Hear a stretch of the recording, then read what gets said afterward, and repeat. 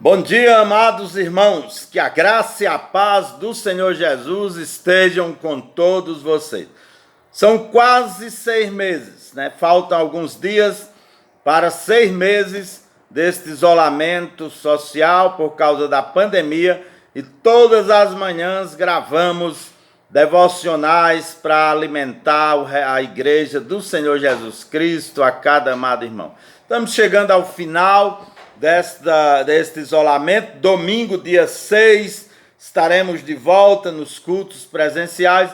Vamos também parar com os devocionais diários. Vamos ver como faremos, se gravaremos 1 ou 2 por semana. Mas nesta manhã ainda temos nosso devocional. Abra para Mateus capítulo 14. Jesus anda sobre o mar. Este episódio na vida do Senhor Jesus e dos seus discípulos está registrado em 3 dos evangelhos, também no capítulo 6 de Marcos e 6 de João.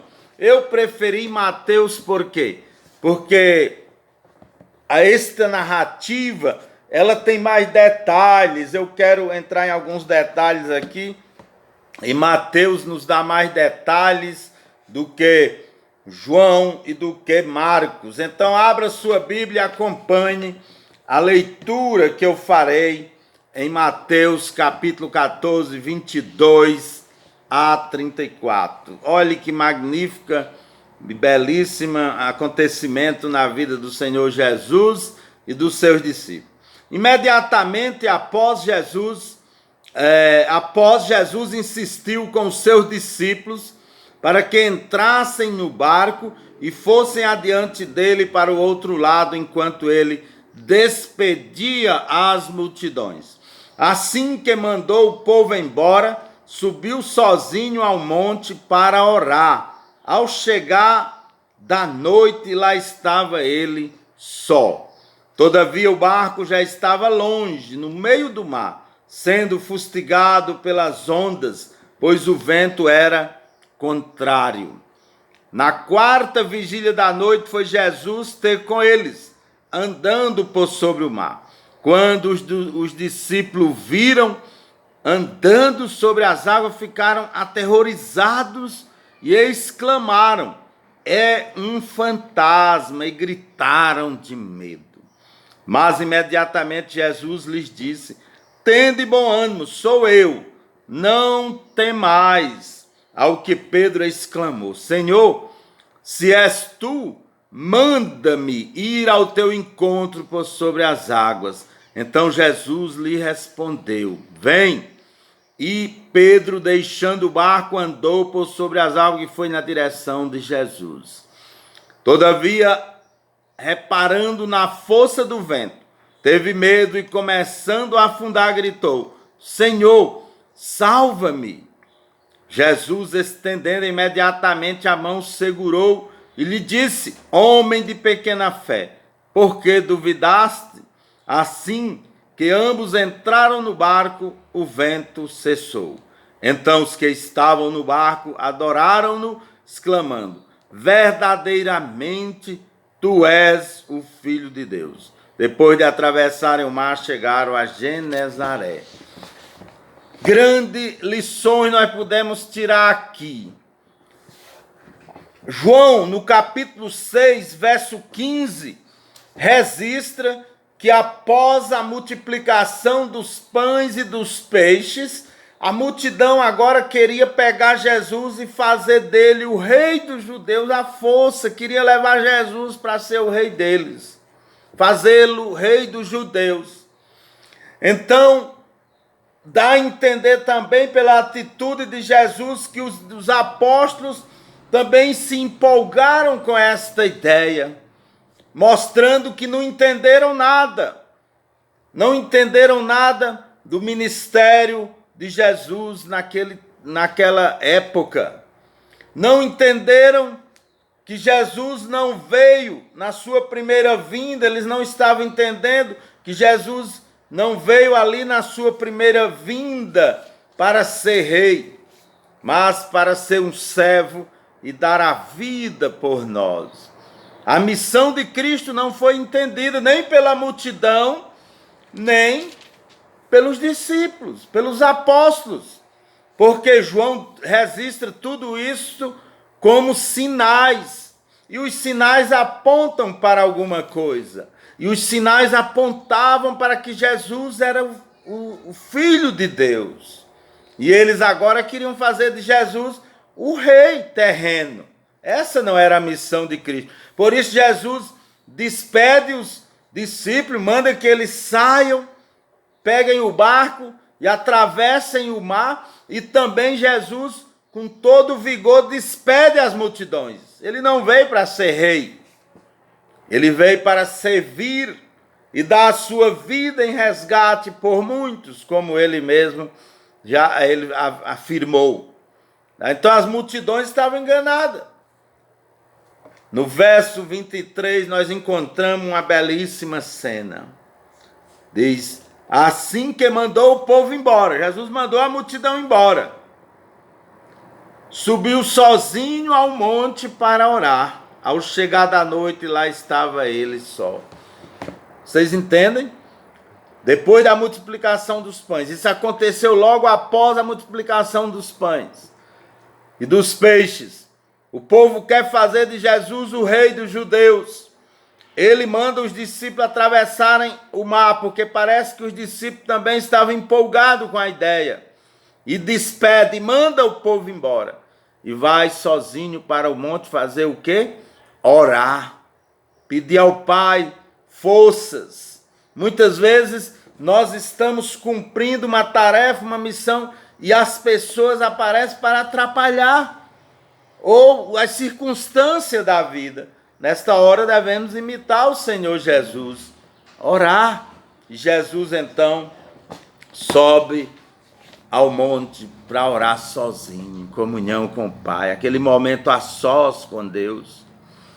E aí, irmãos, na quarta vigília da noite, eu já expliquei várias vezes que os judeus dividiam lá a noite em vigílias. A primeira era de 6 às 9 da noite, a segunda de 9 às 12, a terceira de 12 às 3 da manhã, e a quarta de 3 às 6 da manhã. Aqui diz que Jesus foi ter com eles na quarta vigília da noite, ou seja, madrugada. Por quê? Porque Jesus vê que o vento estava balançando o barco e os discípulos já estavam com medo. Jesus vai então andando sobre as águas. Jesus criou o mar da Galileia, criou as águas, era dele, ele podia andar sobre as águas. Nós não podemos, mas ele podia. Isso era mais um milagre, um sinal do Senhor Jesus.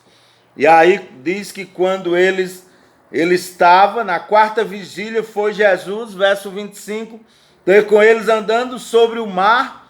Quando os discípulos viram andando sobre as águas, ficaram aterrorizados e exclamaram: é um fantasma, e gritaram de medo. Você já pensou 12 homens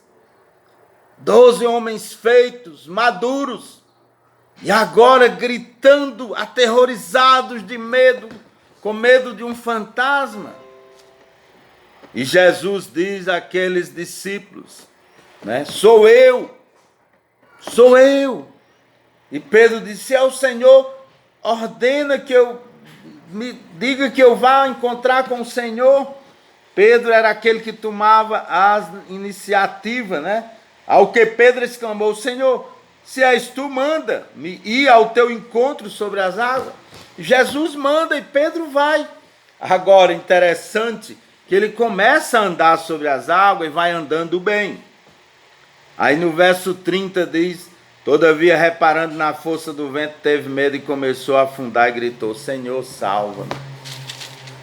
Enquanto Pedro mantinha os olhos em Jesus e confiava nele, ele ia andando sobre as águas.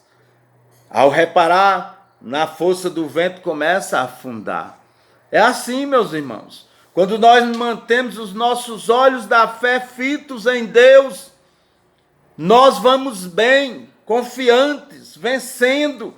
Mas quando nós tiramos os olhos do Senhor e olhamos para as circunstâncias, nós começamos a afundar. Por que que nesta pandemia, nesse isolamento, alguns irmãos se abalaram, ficaram abalados psicologicamente, tiveram sua saúde psicológica abalada? Eu não estou falando da saúde física, porque começaram a reparar nas circunstâncias, no vírus, no isolamento, na possibilidade de passar dificuldades, e tiraram os olhos do Senhor Jesus, do Senhor nosso Deus. Começaram então a afundar como Pedro.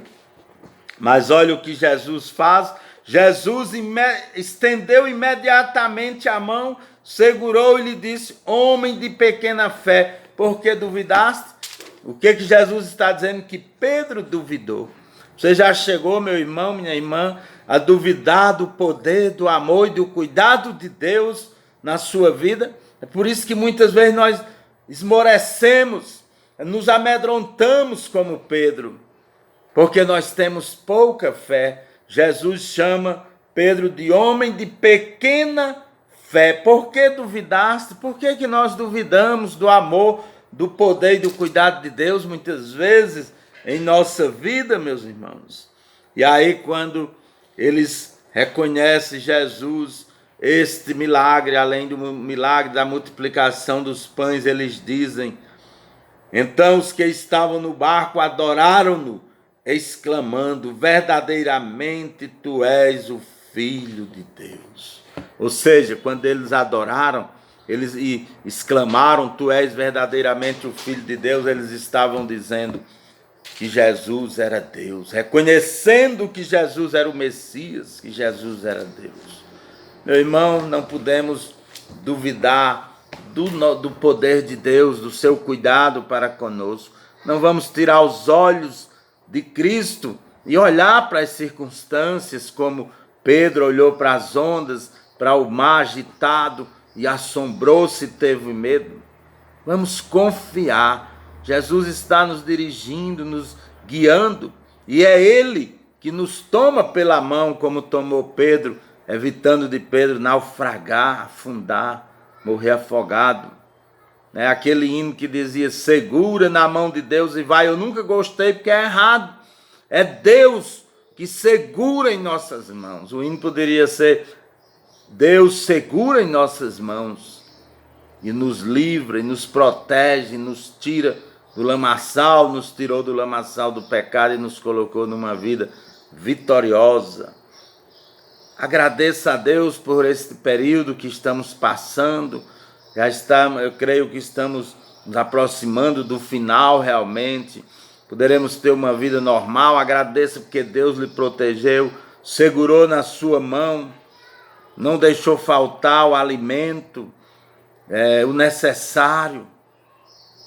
Agradeça a Deus por isso e confie em Deus. Deus está no controle e segurando em nossa mão. Que o Senhor nos abençoe, que o Senhor lhe proteja. Vamos orar. Santo e eterno Deus, Pai amado, te agradecemos porque o Senhor é bom, o Senhor é poderoso, é misericordioso e tem usado desta bondade, deste poder e desta misericórdia para conosco. Protege, ó Pai, a cada um de nós, a tua igreja.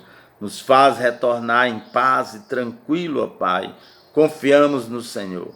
Que nós possamos andar, o Senhor segurando em nossas mãos, pois nós precisamos, necessitamos do teu cuidado a cada instante. Esse é o nosso pedido, a nossa oração pela tua igreja, por todos nós, em nome do Senhor Jesus, Senhor da nossa vida e Senhor da nossa igreja. Amém.